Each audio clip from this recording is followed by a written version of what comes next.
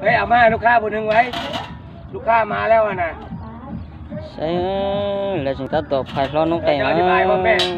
เอาไปมีดปาดเบื้องลุมเอาไปมีดปาดเบื้องลุมไอ้โยนคนนี้เลยเด้อสอนทงย่างสอน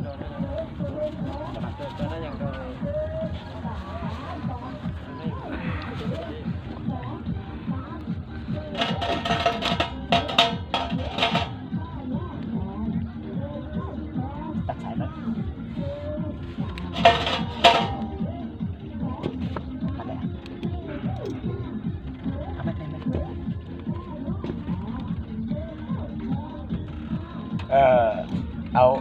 เอาได้มัดแบบใส่บือปาดใส่บือเล็กน้อยนะเอาได้มัดแบบปาดใส่บือเล็กน้อยนั่นแหละแล้วต่อมันนี่เราก่อนใกล้ๆคือปาดใส่บือเล็กน้อยเอาได้มัดนี่แหละแล้วบ่อยเลือดมันไหลย้อนออกมาบนห้อยปาดนั่นเอาได้มัดเมี่ยงที่มอสันน้องนะใช่ละใช่คือปาดใส่บือเล็กน้อยเลยแบบเดียวกันเป๊ะเลยที่ดื้อเจ๋มอสันน้องนะโอ้มีดบอกเข้าเอาจะตัดโดนตัดหลายๆเดือตัดโดนหลายๆเดือโยนลงนี่เลยน้ำก้อนนี่เอาใส่ถุงยางก่อนแล้วมาใส่น้ำก้อนไว้กันไว้เก็บความซดของมันเนาะ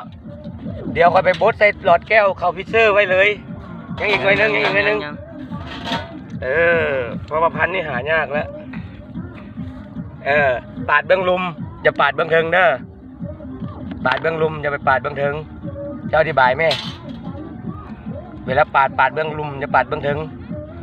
ได้สิ่งที่ต่อมัวได้รู้สวยรู้ใช่นะนั่นที่จะชอบปวดดื้อเย็บไปมัวสันนู้นนะทอนอพวกปลาอย่าสอนนะทอนอปลาที่ดื้อที่ชิ้นตัวเขาทอนอชิ้นเต่าตะเลี้ยงเขาน่ะอย่ามัวจะมัวกัดจืดอย่ามัวกัดเถยนะไอ้นั่นยันดอกจืดละยันดอกจืดละปาเตตรงกันปาเตจีฟุ้นนมูเย่ใจเย็นๆได้บ่ฟ้าวก็ได้ใจเย็นๆอย่าสลบยังอีกโดนอยู่ดอกใจเย็นๆบ่ฟ้าวอย่าสลบยังอีกโดนอยู่มันสิลุกเดี๋ยวนี้แล้วมัดได้แบบใส่บือเล็กน้อยคือเก่าอีกใจเย็นๆได้อย่าสลบยังบ่หมดง่ายดอกมาบอกเลยเดห้องโป้mà bố đi đợi làm bơ ha ôi lần sai rồi ha đi lần chỉ lái để số thôi rồi rong thì cũng chặt tới đó ôวันนี้อาทิตย์นี้ต้องระวังแมงวันเด็ดขาดเด้อไอเด้อเขาหยิบใส่ต้องให้ระวังแมงวันเขายาใส่แล้วอาทิตย์1 บาทมันก็แห้งแล้วแหละดีได้กลางมุ้งไว้แห้งดีกันแมงวันกันยุงไปในตัวเลยนี่ที่ใช้ละใช้นะแต่แล้วเราจะแต่แล้วมัดได้กันมอยเลือดอยู่ในตัวมันไหลออกมาแล้วกันมอยน้ำเสื้ออยู่แกนหามันไหลออกมาโอเคโบไหมโบลงแม่โอ้คือโบฮันจังไหนผู้สาวเจ้าจิมามักข่อยพี่จังไหนผู้สาวเจ้าจิมามักข่อยโบว่าค่อยอธิบายวิธีเฮ็ดซื่อเด้อันนี้แกนมันปาดแล้วแกนที่ปาดแล้วต้องแช่ความเย็นเก็บรักษาความเย็นให้มันสดที่สุดใส่ถุงคือเก่าเดี๋ยวใส่ถุงคือเก่าดีไม่ยากนะปาดออกมาต้องใส่ความเย็นปึ๊บโลดรักษาความสดให้มันคือเก่าจังตาตอนสีนะเอาแล้วนาทีไปแล้ววันนี้โอ้ขึ้นไวแท้ขึ้นละเจ้าใส่จักหลอดไอ้ยาสลบ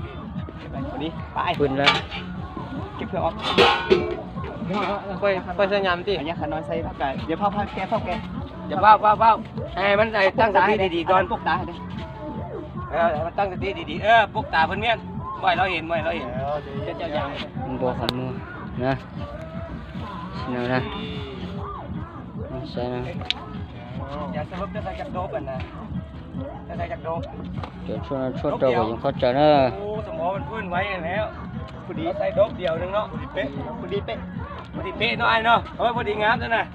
ใส่โดบเดียวก็พอดีแล้วซะนะเราฟื้นมันไอ้กันใส่2 โดบนี่นอนโดนเติบด้วยนี่ไอ้ใส่โดบเดียวว่าเป็นยังได้อยู่ดอก tụ đất đâu đã tỏ trong bó phải nó thì tụ thấu nó mà ไอ้ใส่ยาสลบอะ xí โดบเดียว to thằng ta ok แล้วต่อเตียงแกจะเสียใจ nó sòn à มันชื่อแสงมันจะ để này lo căng เดี๋ยวผมได้ฮะ mua còn อันใส่ยาสลบสลบละสองโดบละนอนโดนอันนี้โดบเดียวนอนเพื่อเดียวไปไล่แมงวันเนี่ยให้เข้าไปไล่แมงวันได้ไว้เข้าไปไล่แมงวันเนี่ย bố phun xây nhà lấy bố cái nhang เสื้อมีระวังสติ อันตรายแมงวันนี่แหละ ลูกมันตรงนี้คือยาแข็งเป็นยาแข็งไม่หวานแค่เสื้อ พยายามปิดตาแล้วปิดตาไม่ปิดตาไว้ก่อน เพราะว่ามันฟื้นมาของเกมนะมันต้องแกต้อง โอ้ไอ้จะถอดตรงเนื้อแล้ววะไปอย่าเย้าสำลีจุ่มเราเลือดเราให้ไปแล้วเนาะ